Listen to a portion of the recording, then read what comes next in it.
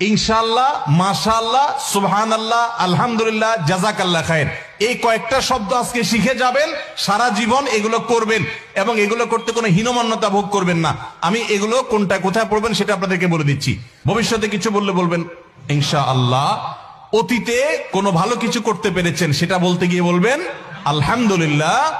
আর কোনো ভালো কিছু দেখে অভিভূত হয়েছেন তাহলে বলবেন মাশাআল্লাহ। এবং কোনো কিছু দেখে আশ্চর্য হয়ে আল্লাহর পবিত্রতা জ্ঞাপন করছেন বলবেন সুবহানাল্লাহ। উপরে ওঠার সময় পড়বেন আল্লাহু আকবার, নিচে নামার সময় বলবেন সুবহানাল্লাহ। এই জন্য এখন থেকে উঠতে বসতে চলতে ফিরতে ইনশাআল্লাহ, সুবহানাল্লাহ, আলহামদুলিল্লাহ, মাশাআল্লাহ, উপরে উঠতে আল্লাহু আকবার, নিচে নামতে সুবহানাল্লাহ।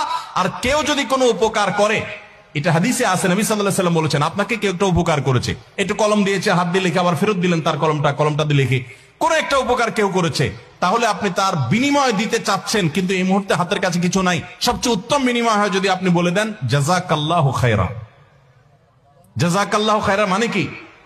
তুমি আমার এই যে উপকারটা করলে, আমি তো তোমাকে কিছু করতে পারতেছি না, আল্লাহ তোমাকে আমার পক্ষ থেকে উত্তম বিনিময় দান করুক।